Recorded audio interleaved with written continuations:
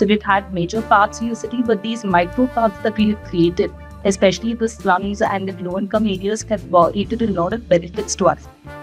పిల్లలు కూడా యాక్టివ్గా ఉండి మొత్తము ఏది ప్రాబ్లమ్స్ లేకుండా బురదల వేరే కాడ ఖాళీ ప్లేసులలో ఆడకుండా మంచి చెట్లు ఉన్న ప్రదేశంలోనే ఆడుకుంటూ ఉంటారు.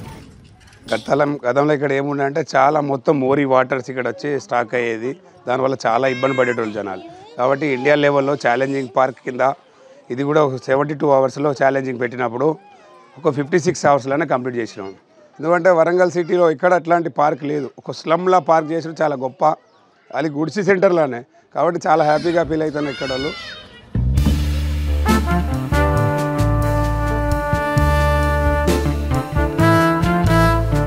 ఒక 5 minutes డిస్టెన్స్లో ఉండడం వల్ల సో రోజు ఈవినింగ్ వచ్చి ఆ పిల్లల్ని తీసుకొని మేము కూడా ఆడుకోవడం జరుగుతుంది. ఆడుకునే పరికరాలు బాగున్నాయి. ఈ గడ్డి, చెట్లు, పూలను పట్టుకొని కళలను చూసుకుంటూ కూడా పిల్లలు ఆ చెట్టు దగ్గరికి వచ్చి కూడా ఏంటిది ఇది అనే ఆలోచన శక్తి కూడా వాళ్ళకి పెరుగుతూ ఉన్నది.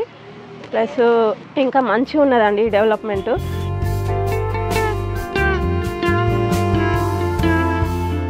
The city has recognized the importance of exposure to nature and biodiversity for the healthy development of young children. ఈ పార్క్ అయితే ఒక అదృష్టం మా పిల్లలకైతే. నేను మా పిల్లలకైతే పార్క్ బాగా ప్రిఫర్ చేస్తున్నాను.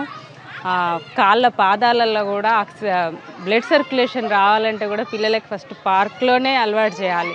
ఈ గ్రీనరీ వల్ల నాకు చాలా యూజ్ అవుతుంది. పిల్లలకి ఎవరితో ఎలా కమ్యూనికేట్ కావాలి అని వాళ్ళకి బాగా యూజ్ అవుతుంది.